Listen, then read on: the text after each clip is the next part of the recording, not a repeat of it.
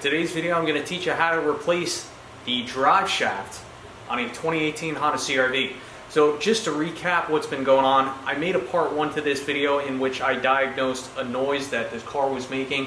I determined it to be a dried out universal joint, faulty universal joint. Unfortunately with Honda, they designed these drive shafts as to where you can't just replace the universal joints, you have to replace the whole drive shaft. So I started pricing out drive shafts. If you want to get an OEM drive shaft from Honda, you're looking at $600 or more. I went with an aftermarket one I got off Amazon, cost about $250. It comes from a company called A-Premium, A-Premium Auto Parts. I think the warranty is pretty good. I think maybe around 3 to 5 years, something like that. So I figure I couldn't go wrong with purchasing an aftermarket unit here. Only thing I dislike about this unit so far is the shipping box. There wasn't any padding where the universal joints meet the box. Cue in a B-roll clip now. But aside from that, it appears to be a reasonably well manufactured part. Looking at this drive shaft, there are some weights. So hopefully that tells me that this drive shaft was balanced. I did play around with the universal joints a little bit. Everything seems adequate, moving around smoothly. Definitely not like what we found underneath the car. So without further ado, let's start replacing the drive shaft on this car. Now the first challenge you're going to run into is you're going to have to jack this car up pretty high. Honestly, I recommend you're reaching out to a buddy with a lift if you have that option available to you. In my case, I do not recommend you do this, but what I've done, I've cut a couple of 16-inch square blocks of solid oak, and I'm going to use that as jack stands underneath each of the 4 jacking plates underneath the car, and that will give me personally enough clearance to get underneath the car and do what I need to do.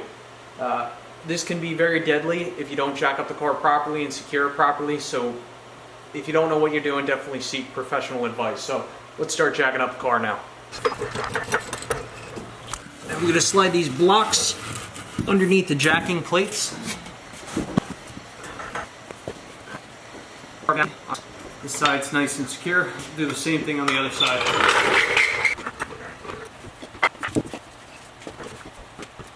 Alright, now the car is all jacked up off the ground on these solid oak blocks. I'm not worried about this giving away whatsoever. So next thing we need to do is get underneath the car with some tools. It's going to be very helpful if you have a helper in the driver's seat, of course with the engine off, to shift the car between neutral and in gear to allow us to better gain access to all the bolts on the universal joint flange. You'll understand what I'm talking about in a second here. Right, now it's time to start disconnecting the drive shaft, so I'm going to start disconnecting it where it meets the rear differential. You're going to need a 12-point box wrench. I tried to get a 12-point socket on here, just don't have enough clearance.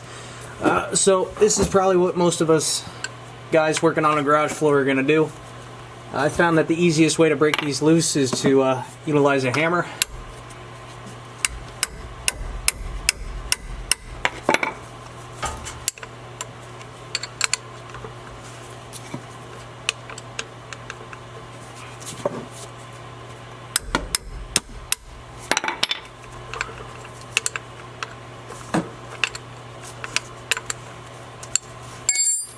And this is where it's going to be extremely helpful to have a helper. So, wife, you up there? Yeah. I want you to not start the car, but I want you to turn the key to the on position and shift the car into neutral. Neutral. Is it in neutral? Neutral. Alright, now that my helper has shifted the car into neutral, I can spin this shaft by hand. Make sure you're in focus here. And spin the shaft by hand. Get good access to the other 2 bolts. Alright, put it back in park. Alright, now that it's back in park, crack these other 2 bolts loose.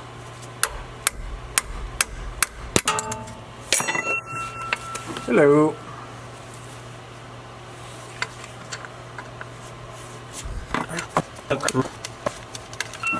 Put it in. Alright, now that we have all these bolts removed at the universal joint flange, if you look forward a little bit, you'll notice that there's a little hanger right here, so we should be able to pop this out of here and let the drive shaft kind of rest in this hanger for now. We're now looking towards the front of the car. This is where the drive shaft connects to the transmission. Now, it's going to be a little bit tighter on clearance, but you should be able to do what I'm doing here without removing anything. So There's a plastic panel right here, but there's a hole in the plastic panel that should allow you enough clearance to get your box wrench up in here and attack each one of these bolts one by one here. So let's crack all these bolts loose.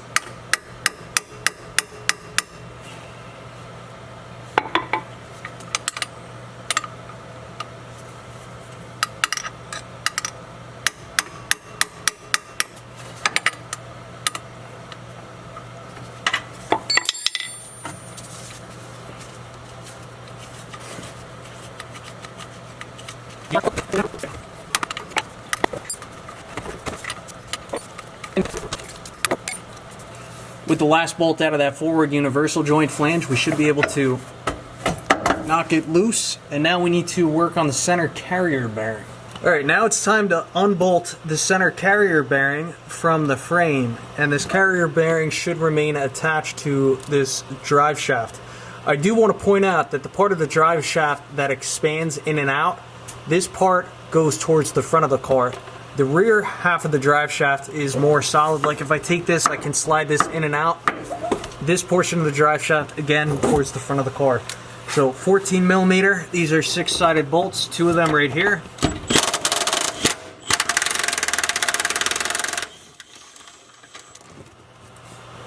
I love this Makita Impact 1/2-inch drive.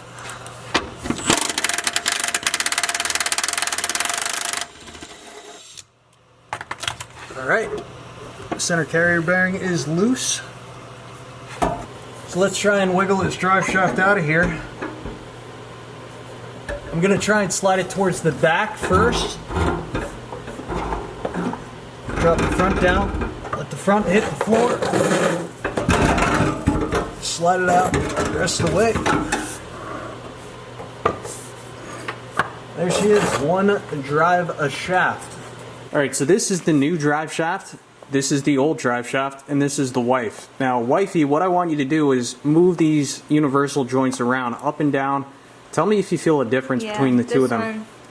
So that's the one that was in your car. What are you feeling? Like, you know when you go, you forget to stay in the lane on the road and you go over the bumps at the side? The rumble strips? Yeah, that's what it feels like when you go left to right, but this one doesn't do that. So this one feels nice and smooth and that one feels rough and coarse? Up and down. This one goes faster. This one's like harder to move. Oh. This one's brand new. This one's all dried out. But this definitely has a rumble to it. But yeah, you could definitely feel that rumble. So let's hope that that is what's causing your issue. And then also in terms of the center carrier bearing, the old one seems fine, to be honest. No noise. So I don't think that this was an issue at all, but definitely the U-joints. Alright, let's start sliding the new drive shaft underneath the car. I have a piece of cardboard here to hopefully try and protect it some.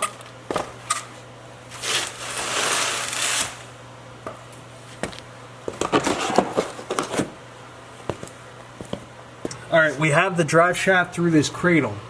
Now I'm going to take the end of the universal joint and I'm going to push it past where it connects to the rear differential. And that should give us enough clearance to allow us to lift up the front of the drive shaft and put it where it needs to go.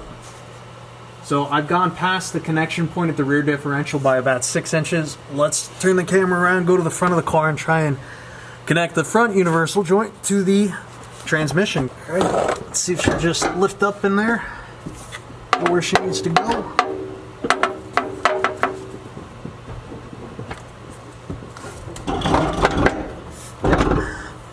Beauty. That's in position, so now we'll work on reattaching the center carrier bearing.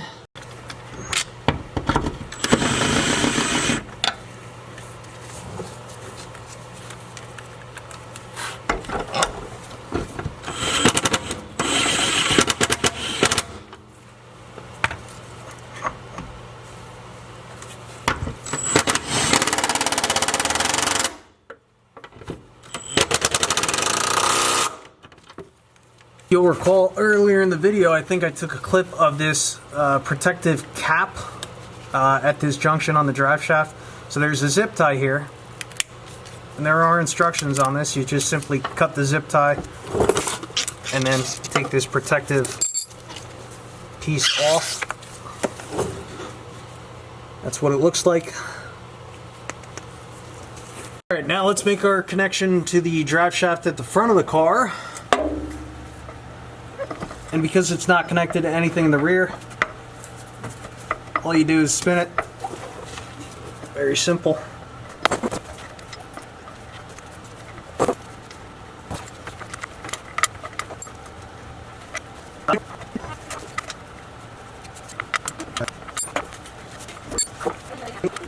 Now it's time to tighten up these bolts. I don't know what the torque spec is. I wish I had it. Even if I did have it, it'd be very difficult for me to get an accurate torque setting without being able to get a socket up in there. So I'm just going to tighten it up with the hammer.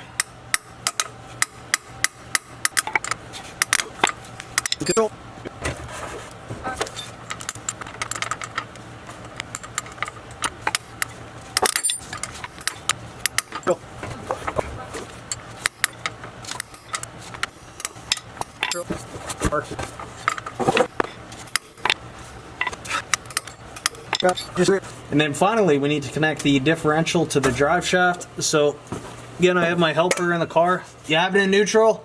No. Neutral? Neutral. So she's going to pop the car in neutral. Line this up. You may need to rotate it one direction or another.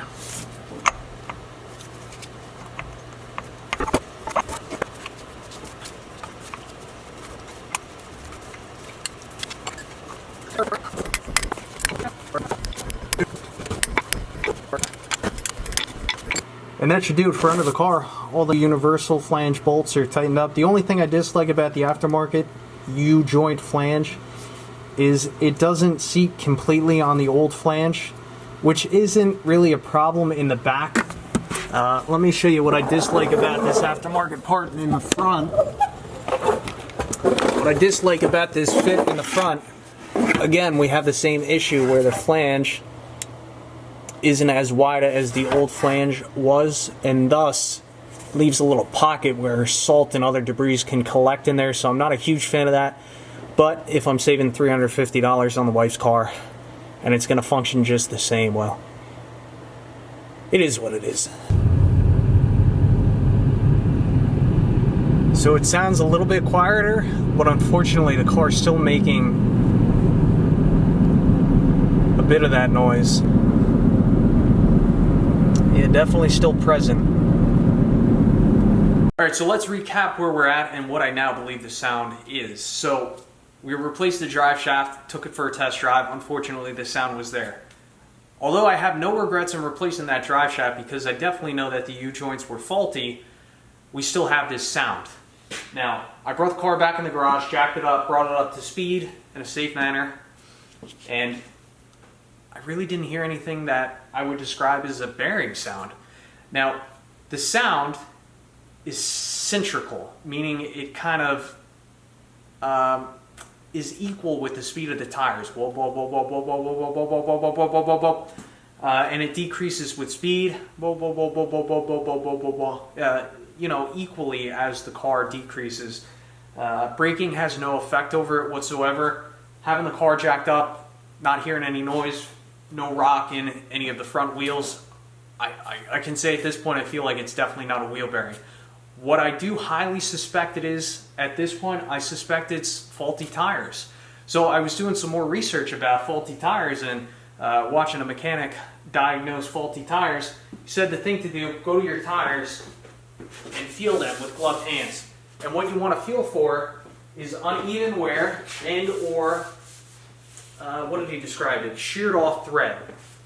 So sheared thread can commonly happen when your car is out of alignment, there's some worn suspension components, or you're just not rotating your tires. So it's very possible that the previous owner didn't rotate the tires enough, and I can actually feel on the rear tires some heavy sheared thread. It's kind of like pitched in an angle, and you can feel that roughness, which I did rotate the tires last time I had the car jacked up when I was diagnosing the drive shaft, just kind of see if it would make a difference. It was kind of hard to tell, but I think the noise did shift backwards some. But at the end of the day, I think it's just these tires. I'm going to take you over to the tires in a moment here and just show you what I found. So I had the camera positioned over the rear tire, and these are the tires I rotated from the front diagonally to the back. And you can see the thread shear, as I'm calling it. See, the thread's a lot lower here and it's a lot higher here. This is actually starting to tear, and I think that's partially because I rotated the tire and now they're starting to wear in evenly. So it is possible that this sound may decrease a little bit over time, but I mean, just look at that. You can pretty clearly see the difference. This is high, this is low, this is really low. It goes high there. Sorry, my light keeps fighting me here, but we definitely have some issues with the treads on the tires on this car. So at this point, I'm going to say that is the issue. Again, that's pretty severe right there. You can see it starting to wear in evenly again, or tear in this case. See that little piece coming up right there? Yeah. Yep, so at this point, I believe that is what's causing the noise. Anyway, I'm going to conclude this video. I will update you guys in the comment section in the future. Thanks for watching. I will catch you on the next one.